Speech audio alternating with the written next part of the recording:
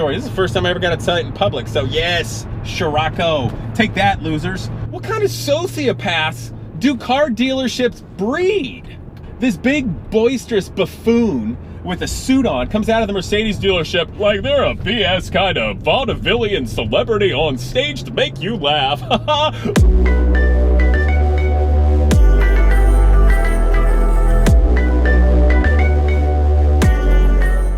Well, what's up, people? So today I want to tell you some stories about how dealerships have tried or succeeded at screwing me over in the past, and then I want to tell you about the techniques that they use and how to spot if you are working with dealership people where they're simple advisors or salesmen or anything else, that they're basically just cons, functioning cons. So I think the first story actually is pretty darn funny. There was a dealership long ago, and it was a Volkswagen dealership. Now, my first couple of cars when I was a young man were a Volkswagen Golf and a 1988 Volkswagen Scirocco. 16 valve, you know, roll up windows, cranking sunroof, all that sort of thing. I was really proud of it. It was a good looking car. Just thought it was neat. And the sunroof was misaligned, and I at that time in my career, I didn't feel confident enough to adjust it properly, and I didn't want to go rolling up the sunroof, have it come back, and then just scratch the heck out of the paint as it went back into the roof. So I made an appointment at the Volkswagen dealership at this time. Now this was back in the mid to late 90s when I had this. So it was a reasonably newer car, and the mechanics well and truly should have been able to do that. So I made an appointment up there at the dealership, and they were going to be able to do it at that time. So I just walked around the town and everything. When I gave the dealership the car, I wanted to speak to the mechanic, and I said, "Sir, this is where we're at. This is what's going on. Please make sure that you don't crank the sunroof back immediately before you start adjusting it, because if you do, you will scratch the heck out of the paint. It's off, and thank you. Have at it." So I'm walking around for an hour, two, whatever it is, and I come back, and I look through the service advisor counter back into the mechanic shop, and now I see a mechanic back there with a towel and some buffing compound rubbing the heck out of my sunroof. And I'm thinking, you stupid SOB. I knew exactly what he did. He just cranked that thing back, scratched the heck out of the paint, and there it was. And I said, and I just walked back in the service department. Now, when I was a younger man like that, I worked on cars, but of course, I didn't have that much experience. And I built radio control cars and models and all kinds of neat stuff. And I said, "Sir, what's going on?" He's like, "I couldn't get it. It scratched your paint up, and this is the best I could do." And I'm like, "Are you kidding me? Like, you didn't even do what I said." So I'm like, "Give me a Phillips screwdriver." So I started looking at it. I took it apart, moved some things down over here. I grabbed this thing, and then I started to adjust it while the jerk watched in the dealership service bay with the mechanic's tools. I was like, I think 17 years old. I swear to you, I fixed it and adjusted it perfectly. It just took the gusto and me getting ticked off enough to do it. And this is what gets hilarious. The mechanic walked away. A different mechanic came up to me and was handing me tools because he was entertained by this. Now here's the best part. The guy who owned the dealership, I had known since before I was born, right? He knew my parents for, I don't know, a decade or more, and they used to hang out, right? We used to go on their boat together. And the guy comes up to me, he goes, "Oh, hey, Big C." I think that's what he called me. He's like, "What's going on?" And I'm like, "Your mechanic couldn't fix the sunroof, scratched the roof, scratched it all up like I said and told him not to. So I decided to fix it." And here's the best part. Afterward, I taught the mechanic how to do it right. And I wasn't even a jerk at that point in my life because I didn't yet know that basically dealerships screw you over left and right. And I was actually nice to him. So at 17 years old, I fixed it in their shop with no training whatsoever and then taught the idiots how to do it. I thought that was great fun. And it was kind of worth the story. This is the first time I ever got to tell it in public. So yes, Scirocco. Take that, losers. And then the next one, this was years later. My first motorcycle was a fixer-upper in 1965 Ducati 350 single. Total disaster, goofiest little bike ever. Never charged right. I always thought it was going to blow up. It never did, though. Had to work on it a lot. Anyway, sold that thing. I'm trying to remember how this went. I was looking for a bigger Ducati, and my dad was a finicky goofball. I don't know what, I don't understand the logic that went through his brain. But I found some great bikes. I wanted to buy it. He didn't go for it, even though they were great. Great price, too. And so for some reason, I talked him into getting this 1993 Ducati 907IE that was at this dealership. It's an all right bike. I go to ride it. Big, red, fast, great, whatever. You can put a passenger on it. And I ride it. It runs pretty good. It seemed like it was a little off, but it ran all right. Did a test ride, came back. The salesman, of course, tells me that it's been totally checked out, all systems are fine, running great, whatever. And we made a deal and we bought it. And then when I go to ride it, I find out that you cannot ride for more than approximately 3 hours before it will leave you stranded and unable to restart that big 900 twin engine. Because, come to find out, the charging system was not charging whatsoever. It was at full discharge. So with the lights on, starting that big displacement engine, running the electronic fuel injection, because that was electronic fuel injection bike, not even a carburetor one. Besides all those things, the fuel pump would run the battery down. I call them up, I'm like, guys, what's going on? The dealer's like, well, we can take the bike back, but you're gonna take a big hit. I'm like, no. You told me it was okay. So we fought all about that. I came down there. Typical salesman, total prick. Why? And I didn't know this when I was a young man. He can lie anyway to Sunday as 100 times over, but you sign when you buy something that used at a dealership as is, which means you're screwed and you bought it and there's no warranties. Doesn't matter what this lying sack of crap can say. So that's where I was. So again, at this stage in my life, I'm like, I'm not gonna fix this damn bike. And I tried to do some stuff, and I readjusted a couple things to make it run right, but I gave it to the dealership to fix the charging issue. They said there's nothing wrong with it, it's within specs. They put a voltmeter on it with running, it's within the battery range. Bull crap, you idiot, when you revved it up, it should show higher RPMs. It was not charging at all. So I had to find another dealership to truck it to in Cleveland, which found out it was the stator, which is effectively the bike alternator, generates alternating current. They replaced it, it was fine, rode it for years. So that was another dealership, it was a motorcycle one. I don't even think they're in business anymore. It was like Honda Northwest way back when. And they sold Ducatis. And, you know, the guy that sold it to me was a lying sack of crap. He didn't care, screwed over, they don't care. Their service department couldn't even fix a simple charging issue. They couldn't even diagnose it, let alone fix it. And I had to go to another one. Total garbage. By the way, I'm gonna beat up dealerships for a while, and then I'm gonna give you guys a really good solution at how to enjoy automobiles, vintage cars, exotic cars, everything without getting screwed. You know, the next big dealership thing, after that I learned my lessons. I hated dealerships. There's only once or twice that I would buy a car from a dealership, and I enjoyed I learned these jerks games. They're just sociopathic games at dealerships, how to buy a car cheap. So I got another one. That black Mercedes that belongs to my wife, I ended up buying that at a Mercedes dealership. And it's kind of a funny story.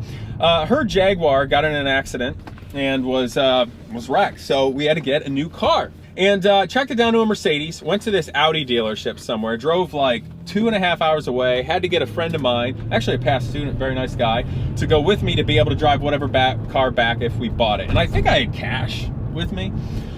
And I got there to the car, and this dealership blatantly misrepresented. It had every check engine light in the world. The ABS system was shot. The air conditioning was not working. And I'm like, I looked at their write-up on it, and it went through their service department. I told these rat bastards at the dealership, I'm driving 2 hours away. Please, if there's anything wrong with it, just tell me, we can make a deal. No, they got me there. They don't care about you or your time. And then they think you're such a patsy yutz that after they lied to you and you come up there and you're not happy with this crappy car, that you either buy it and get it out of their hair, or you're gonna buy another car from them. So I go up here, I'm like, this is a joke. And I told them, like, this is a joke with so many reasons, this is the amount of money, and they're like, no, we can't do that because we're idiots that don't understand. No intelligent person would buy this car, and we're gonna take a hit. But we're a dealership, so we don't take hits. We're gonna wait for months and months to go by and then pawn it off on an auction to some unsuspecting jerk on a corner in an inner city. Don't call me right now. The dealership, we leave there, I find another car, believe it or not, at a Mercedes dealership on their used lot. So I go check it out. Decent car, not too bad of miles, warped brakes, but I can fix that. Now the salesman that was there was a young man that was there on rotations. It was a Penske-owned dealership, I think. And actually I was reasonably impressed by this young guy because, one, I'm not gonna take crap from dealerships. I don't want your game. I'm not that kind of person. It's not gonna work on me. I won't react well to it. So he's actually reasonable. He knows I'm an intelligent human being and talks to me like that. So we test drive it. I assess the car. I figure where it's at. I think about it. I asked my wife her opinion because it's different than what she wanted. She didn't want a black car, whatever. And I figure out what it's going to take, and I say, dude, here's the deal. And he was honest with me. They had on their lot for a while, and I said, look, you guys are here. I'm here. this is the amount of money I'm going to pay for it. I will not pay a dime more. Do not ask me. So he goes into the service advisor, or excuse me, the sales manager guy, comes back, and it's funny because he's honest. He's like, yeah, he gave me the whole song and dance. He's like, can you get him to go for more? And it's like, no, this isn't that kind of guy. Well, you don't understand. Which is funny because these idiots, with their programming to con people, don't realize they're intelligent people that won't take their course crap out there. They don't get it. They think everybody's connable. So this young guy goes to bat for me, actually makes the deal. And I got the car for a good deal. I was at the end of the lot. They've had it for a while. They don't want to screw with this thing. So make the deal. And what's funny here is this big boisterous buffoon with a suit on comes out of the Mercedes dealership right away, loud and obnoxious in the park, well, you got the best deal here. I'm like, no, I got an okay deal. I'm glad you think, well, you really got it there. I'll tell you what, I had to do this, had to do that. He lied to me 3 times, making up some BS story to make me feel good. I'm like, come on, man. Like, really? Like, you know, what kind of sociopaths do car dealerships breed? And then, of course, the last one relates to this white Mercedes that I'm driving around hoping the brake system doesn't failure at any given time, relating to these idiots at the service department. Because one, the poor women there, who are actually reasonably nice, they're trained to do the song and dance and give you the runaround and push you off on Mercedes and try not to do stuff. Because they have to. They are overworked there. There's way too many cars in the service department. There's not enough people to take care of it and do customer service. Hence why I was on the phone on hold for hours and hours, lost a whole day just trying to get an answer. They never fixed it. They never even diagnosed it. They didn't do anything. And I took the car to get it out of there. And then the service manager, like any con artist out there, basically tries to get me quiet where nobody else will hear it, get me to recount everything that I know or think or heard, so that hopefully I miss a detail or get something wrong, so he can argue that to beat me down, so that I'm a good person who's not a sociopath, that I can feel bad that they're doing the best job they can for me, and I'll just cave and spend a bunch of money and let them take my car or buy a new car. Doesn't work, jerks. Doesn't work. Doesn't work on me. Piss off. I listen to you, and you guys clearly put money over anything else. So those are my dealership experiences. That's why I think they're crap. So before I get into how do you recognize these con artists, because let me tell you what, I have seen a con artist or two, and I'm not talking at a college dealership, in real life. They're horrible people. There should be an open hunting and bounty on these sociopaths like any day of the week. It would make civilization a better place. But how do you enjoy good cars, used cars, exotic cars, motorcycles without getting screwed if you're a reasonably intelligent person and that isn't a lifetime mechanic? Well, first of all, you got to be educated.